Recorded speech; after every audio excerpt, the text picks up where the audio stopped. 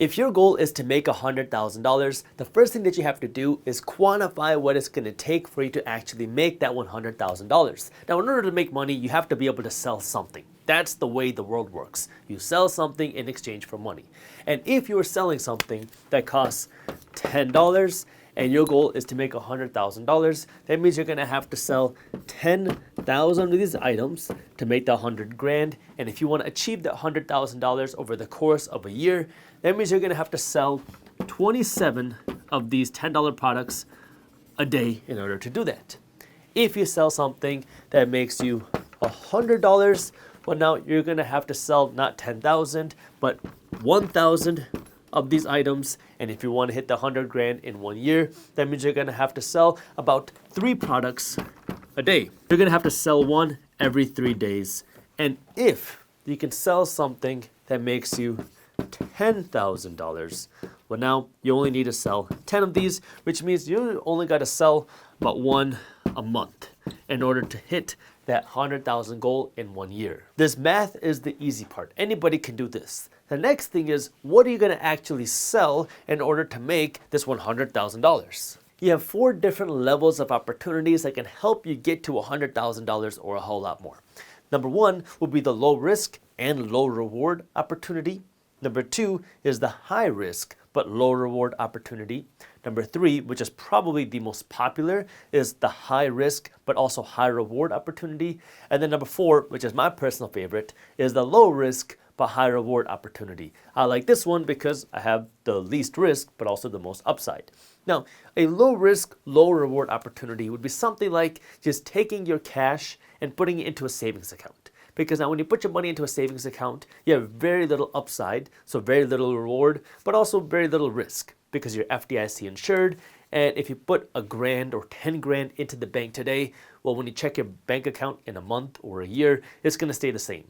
You're not going to get any growth, but that 10 grand is going to be there. You don't have to really be worried about losing that money by saving your money in the bank.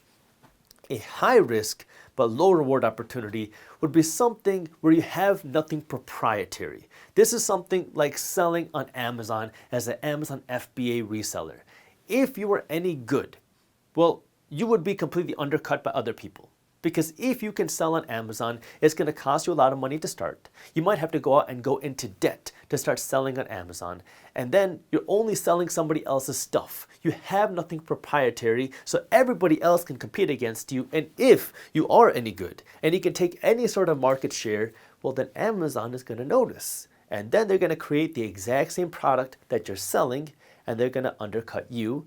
And so now you've worked so hard to build this market share, and now you're going to be competing against Amazon.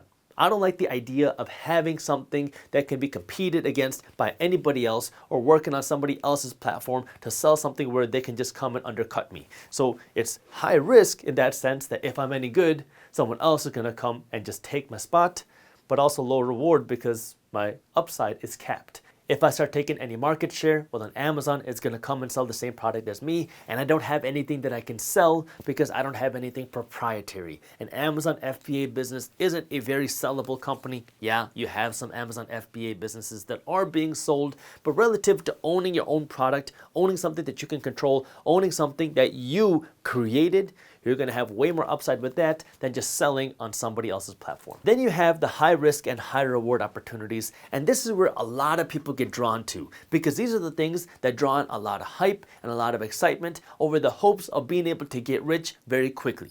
This would be something like throwing your money into a meme stock. If you put your money into a meme stock, you might be able to 10x your money in 12 months. But there's also a chance that you're going to lose everything. So a lot of people jumped onto that idea, hoping that they'll be able to be one of the winners who can 10x their money. You saw similar things in the crypto space. When the crypto boom was happening in 2021, you saw this huge boom in crypto staking, some of them being super risky cryptocurrencies that really had no underlying value. The whole hope was that these cryptocurrencies would pay you like 700% interest, and then you would be able to sell this crypto to somebody else who didn't really care about the value of crypto. So you were just selling something that was worthless, hoping that you could get a lot of interest on something that was worthless. And the real hope here was that you'd be able to sell out before people realized how worthless this crypto was. And some people made a lot of money, but most people lost everything. So you have that high risk, high potential reward. This is also people who trade options, especially with a lot of debt. You have the opportunity to make a lot of money, but it's also very risky. I don't put my money into these types of opportunities because it's too risky for me. It's the same reason why I don't trade stocks. It's the same reason why I don't flip real estate. I don't like the high risk, high reward mindset. Instead, I like the low risk, high reward mindset where now I can have much lower risk, but I can keep the upside if I have higher rewards. Now, personally, I wouldn't put passive real estate investing and stock market investing into this quadrant. I'd kind of put it somewhere here in the middle because it's a passive investment where now I'm just looking to get a 7 to 10% return on my money. So it's not a super low return. It's also not a really high return. It's just something more of a passive way to invest. So it's somewhere in the middle. But when I talk about the real low risk, high reward opportunities, this is where now I'm more referring to things like my own businesses, things like Briefs Media. Briefs Media is a financial newsletter company that I created. And for me, this was a low risk, high reward opportunity because for one, I have an audience here on YouTube who is interested in finance and entrepreneurship and money management. And it's a way for me to now create something to benefit my readers. My Briefs Media company creates newsletters. I have a Market Briefs, which is a newsletter for investors. And then I have Business Briefs, which is a newsletter for business owners and entrepreneurs and founders who want to be better with their business. Both of these newsletters are completely free. And it didn't cost me a whole lot of money to start it because I already had a staff working for me at the Minority Mindset Company. And so then we started creating this newsletter. Well, this newsletter, now I could market it directly to my audience. So my cost to start the company wasn't that high. I don't have to go out and spend hundreds of thousands of dollars hiring new people because I already had a staff that had the ability to write these newsletters. And then as the newsletter started to grow, now we were able to monetize. You might be wondering, how do you monetize if it's free? Well, we have some advertisement spots that we sell to our sponsors. And so now I'm able to market it for free. We were able to get it started at no additional cost. And so now we have a lot of upside because the newsletter can keep growing. The more the newsletter grows, the more advertisements that we can sell and the more that we can sell these advertisements for. So low risk because it's low cost to start. It didn't take me a whole lot of extra energy to start. And high reward because the business is scalable. There's no limit to how many people can read the newsletter. And so if we can keep growing the newsletter, we'll be able to charge more money and grow our revenue. It's very scalable. Compare that to something like here, where if I owned a physical store, now there's a lot of risk involved because it costs me money to open up a store. I have a physical presence I have to pay rent for. I have to hire an employee to work there. But there's also a limit to how much money I'll be able to make from my physical store, because there's always a limit to how many people can come inside. There's a limit to how many sales that I can have in an hour. And there's a limit to how many hours the store can be open. Versus with something digital, I have none of that. There's an unlimited upside when you go digital because now when you go digital, your costs slightly go up when you have more users or customers or whatever on your site, but your revenue can scale disproportionately faster. Another example of a low-risk, high-reward opportunity will be to create some sort of education or service-based company digitally. So if you're good at fitness, you're good at finance, you're good at music, what you can do is you can create a class on how to do what you do. If you know how to manage a company's accounting really well, if you know how to play guitar, if you know how to lose weight, well, now you can build a class on how to do this and you can market it online. And now there's no limit to how many people can take this class. And you can charge anywhere from $100 to $2,000 or $3,000 for this class, depending on how intensive it is. Or if you want to be a little bit more involved, well, now you can create some sort of consulting or coaching, depending on what your skill is. If you're an accountant, well, now you can offer your accounting services. If you are a fitness coach, you can offer your fitness services. And now this can supplement your class, because now you don't have to recreate this class every 6 weeks. You create the class once and people can buy it again and again and again.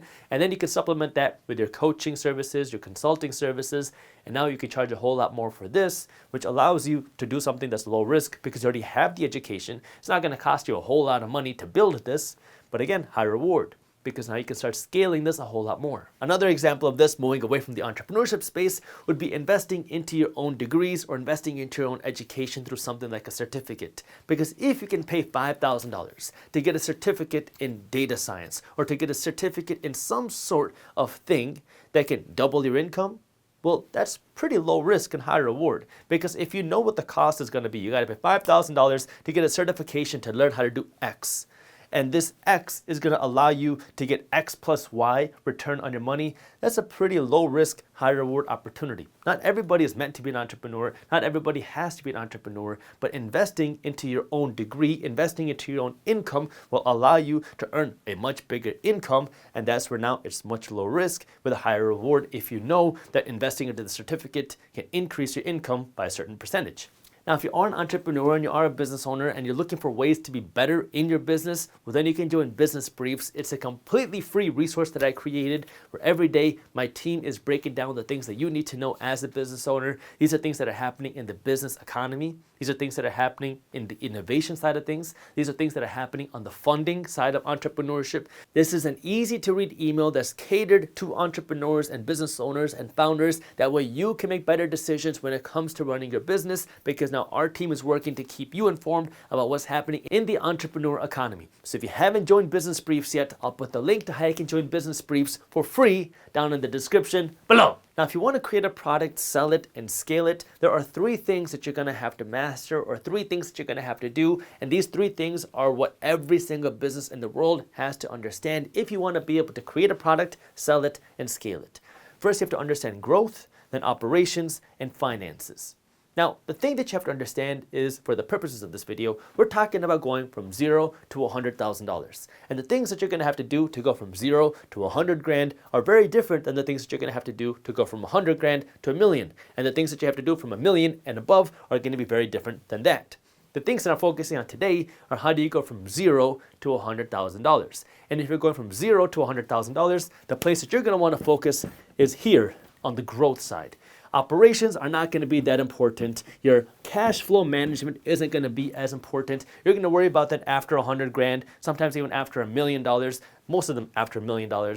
But from 0 to $100,000, what you need to do is you got to figure out what your product is and you got to sell it. Going from 0 to $1 is going to be just as hard as going from $1 to $100,000, because right now it's the basics of learning. Where do you start? What do you do? How do you sell it? Now, what do you do after you sell it?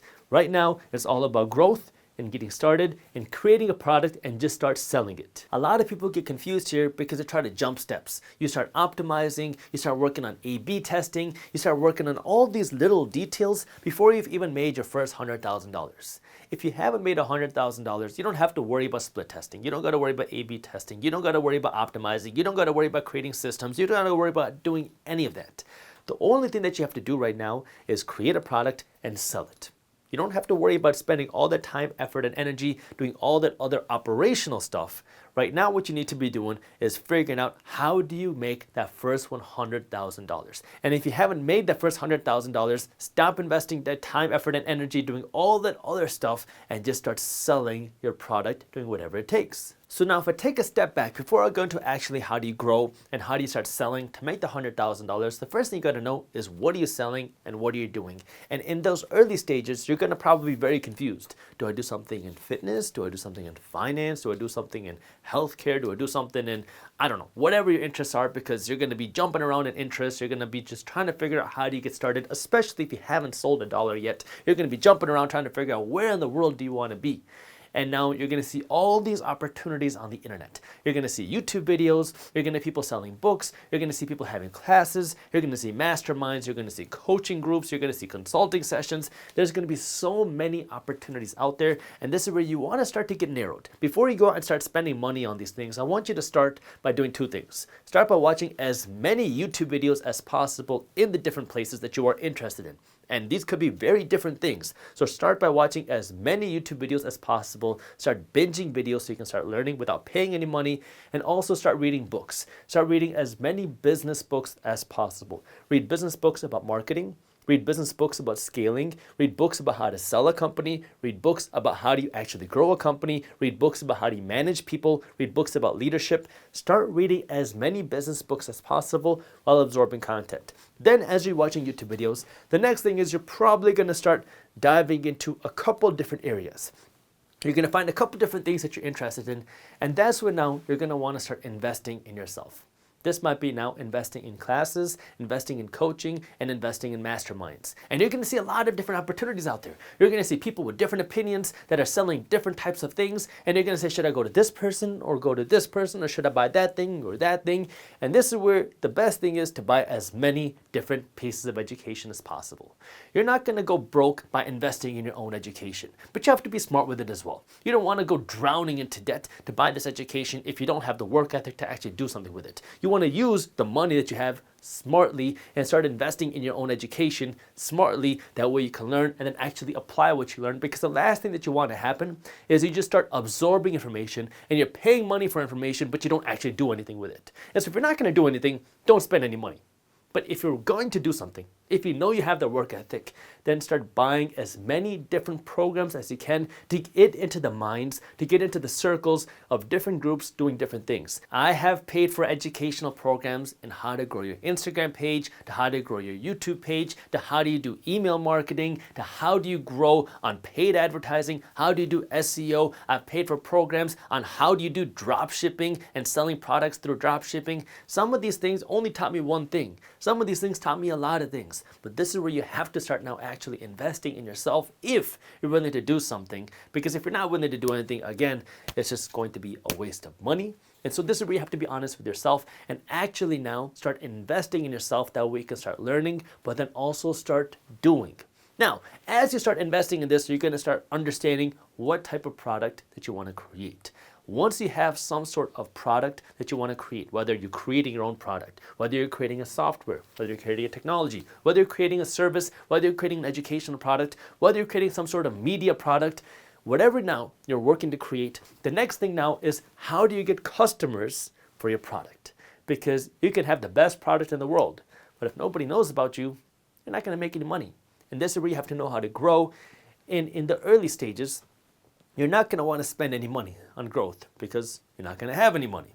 So now the question is, how can you grow without spending any money? There are two places where you can focus on growth that aren't going to cost you a whole lot of money, but it will cost you time. One is growth using media. This is things like social media, by creating content. And the second is by getting referral partners. 10 years ago, when somebody had a business idea, you only focused on creating the product. Nobody cared about the media side of the company because there was no media thing. You would just outsource it to a marketing company and then hope that they would bring you sales.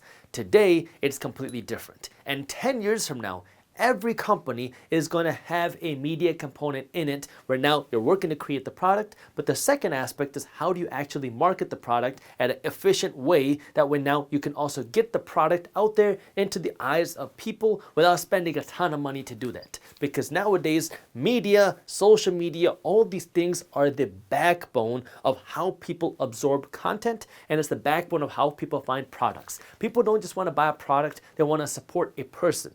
And so nowadays, that media component, social media, whether it's Instagram, whether it's TikTok, whether it's YouTube, whether it's a podcast, people want to follow a person and then they will support that person's products. And this is where now you can start working to build this media presence. It takes more time, it takes a lot of effort, but it's a way for you to start at a low cost and start promoting you and your product. Now, if you're brand new to social media and you have no idea how to brand yourself, you have no idea how to grow your company on social media, where in the world would you start? Well, just follow the advice that we gave just a couple minutes ago. Start by watching as many YouTube videos as possible. That way you don't have to spend a penny trying to learn what it is that you're interested in. Watch YouTube videos on how to grow your YouTube channel. Watch YouTube videos about how to grow on TikTok. Watch YouTube videos about how to grow on Instagram. Watch YouTube videos about how to build a podcast. Start absorbing as much content as possible, then you start doing it. And as you do it, maybe now you start investing in a class, maybe you invest in a coaching program to help accelerate your growth. But this is where now you got to be strategic, where you don't just throw money into things, you start learning, you start doing, and then you start investing your own money and your own time even more. That way you can scale that, because social media will allow you to get the word out for your product at really very little cost. The second thing that you want to do is harness the power of referral marketing. And so one example that I can give you of this is through our own Briefs Media company. We provide a ton of value to our briefers. our readers. And one of the things that we do is if you like our free newsletters, then we will reward you for sharing a newsletter with somebody else. If you're in market briefs, you can share the newsletter with another investor. And if you're in business briefs, you can share the newsletter with another business owner. And not only do we recommend that you refer our newsletter out, but we reward you for doing that. If you refer our newsletters out and you bring in other readers, we will give you free stuff. We might give you a free pair of briefs. See these bad boys right here? I have given away hundreds of these briefs away for free just as a reward because people loved our newsletter and they gave it away and they recommended it to somebody else. Word of mouth marketing is the most powerful type of marketing, and you can rely on people doing that, but you can also incentivize people to do that as well. And on the flip side of that would be now to try to find influencers who will promote your product in exchange for money. Now, sometimes they're going to want money up front. Other influencers will take a percentage of sales that they bring in. So now what you're trying to do is you want to incentivize people who have an audience, who already have a following, to promote your product to their audience, and you only have to pay them if they bring you a sale. Now, you make $100 and you pay the person $20, you pay the person $30, whatever is a fair commission depending on what your product is. And that's where now you can drive more sales, drive more awareness, and you only have to pay when you get a sale. So you got to start by quantifying what it's going to take to hit your financial goals. Second, you got to understand your risk tolerance. Third, you have to understand the different ways that you can make the money. And fourth, once you know how you can make the money, this is where you're going to know how you can actually grow it to hit that $100,000 goal. That way now you can start making some money. And after you hit that $100,000 goal, that's when you can start thinking about the operational side. And after you hit that $1 million goal, well, that's when you're going to want to start thinking about the finance side. Start with 4 books in each one of these topics. And I guarantee you that by the time you're done with that, you're going to understand way more about money, you're going to understand way more about business, and you're going to understand way more about how to become successful financially without spending $100 grand. It'd be $10 a book, $20 a book, $30 a book. For 20 books,